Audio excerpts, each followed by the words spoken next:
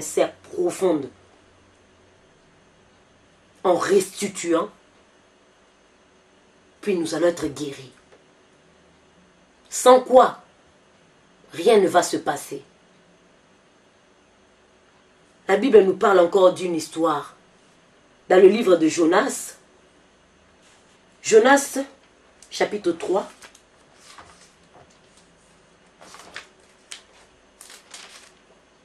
de 1 jusqu'à 10. Lisons la parole de Dieu. Je lis au nom de Jésus. La parole de l'Éternel fut adressée à Jonas une seconde fois en ces mots. Lève-toi, va à Ninive, la grande ville, proclame-y la publication que je t'ordonne. Jonas se leva et alla à Ninive selon la parole de l'Éternel. Or, Ninive était une très grande ville de 3 jours de marche. Jonas fit d'abord dans la ville une journée de marche. Il criait et disait, encore 40 jours et Ninive est détruite. Les gens de Ninive crurent en Dieu. Ils publièrent un jeûne, se revêtirent de sacs, depuis les plus grands jusqu'aux plus petits. La chose parvint au roi de Ninive. Il se leva de son trône, ôta son manteau, se couvrit d'un sac, s'assit sur la cendre. Il fit faire dans Ninive cette publication par ordre du roi et de ses grands. Que les hommes et des bêtes, les bœufs et les brebis ne goûtent de rien, ne pèsent point et ne boivent point d'eau. Que les hommes et les bêtes soient couverts de sacs, qui crient à Dieu avec force, qui reviennent dans tous leurs mauvaises voies et des actes de violence coupables. Qui sait si Dieu ne reviendra pas et ne repentira pas, il ne renoncera pas à son ardente colère, en sorte que nous ne périssions point. Dieu vit qu'ils agissaient ainsi et qu'ils revenaient de leur mauvaise voie. Alors Dieu se repentit du mal qu'il avait résolu de leur faire et il ne le fit pas. Amen. Le problème, c'est d'écouter et de se repentir. Le roi de Ninive, il a écouté et ils se sont repentis. Jonas, il s'est rendu dans cette ville de Ninive parce que la parole de Dieu est sortie que il fallait détruire cette ville. Cette ville a été remplie de péchés. Alors Dieu a voulu détruire cette ville. Il a envoyé Jonas pour aller publier le message de Dieu. Le peuple, quand ils ont entendu ça, qu'est-ce qu'ils ont fait? Ils ont publié le jeûne. La nouvelle est arrivée jusqu'au roi. Le roi, qu'est-ce qu'il a fait? La Bible dit, il a ôté son manteau. Il a donné maintenant les ordres.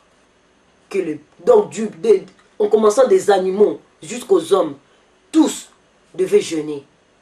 Tous devaient porter des sacs. Tous devaient se repentir. Y compris lui-même le roi. Tous. Il a dit que peut-être que en se repentant, Dieu allait renoncer de son ardente colère. Peut-être. Aujourd'hui, peuple de Dieu, enfant de Dieu, cela peut être que non, Dieu veut détruire dans une assemblée. Dieu veut détruire. Veut détruire là où on se réunit. Tantôt Dieu t'avait déjà parlé, toi leader, que non, je vais détruire. Pourquoi? Parce que vous ne marchez pas dans mes voies. Tantôt Dieu avait utilisé quelqu'un dans ton assemblée pour aller t'apporter le message en disant que non, je vais détruire à cause de mauvaises voies. Tantôt Dieu a envoyé, tel que Jonas, quelqu'un de dehors pour venir vous dire. S'il a envoyé comme ça, peut-être parce que vous n'avez pas obéi, alors il a fallu qu'il utilise quelqu'un dehors. Pour la 1e fois, pour écouter, pour vous arranger.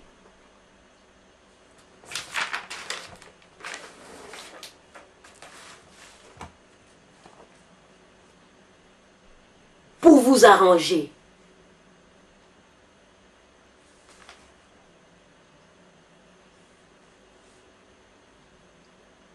Alors Dieu, il a fallu qu'il envoie Jonas pour qu'il puisse venir parler à ce peuple-là. Pourquoi? Parce que Dieu, il voulait leur encore une chance. Il voulait leur donner encore une chance. Parce qu'il a envoyé quelqu'un pour aller parler. Alors Dieu aujourd'hui veut donner dans des assemblées qui ne marchent pas dignement devant lui. Là où il y a du désordre. Tantôt dans nos églises, il y a du désordre. Dieu est en train, il est venu, il est en train de parler. Il est en train de parler. Il va utiliser n'importe qui. Il est en train de parler. Tout ça pourquoi? Pour nous redonner la chance. On ne comprend pas ça.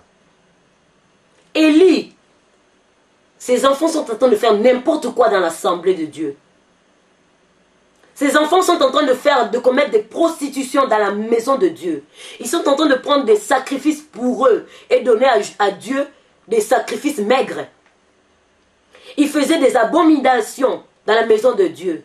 Élie voyait tout ça, ne disait rien. Dieu, il a utilisé son messager. Cela veut dire qu'il avait déjà parlé à Élie, mais Élie ne continuait toujours. Il voulait pas arranger, Élie n'avait pas arrangé la situation, le problème. Alors Dieu, il a fallu qu'il puisse aller parler à son messager. Alors l'homme de Dieu est venu devant Élie en lui disant que non, Dieu allait te détruire, tes enfants allaient mourir. Dieu a parlé à Élie. Il a parlé à Élie. Il n'a pas écouté. Il a fallu utiliser Samuel. Il a parlé à Samuel. Il est allé encore dire à Élie. Voilà la réponse de Dieu, d'Élie. Que Dieu fasse ce qui lui semble bon. Est-ce que le roi de Ninive, lorsqu'il a entendu ça, est-ce qu'il a dit que Dieu fasse ce qui lui semble bon? Nous sommes des pécheurs, nous commettons des négativités, alors que Dieu puisse faire ce qui lui semble bon. Voilà la réponse qu'Élie avait.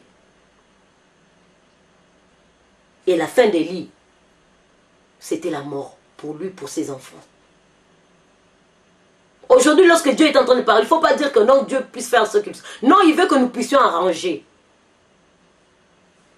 Le roi de Ninive a écouté. Le peuple, il avait une bonne initiative. Ils ont eu vraiment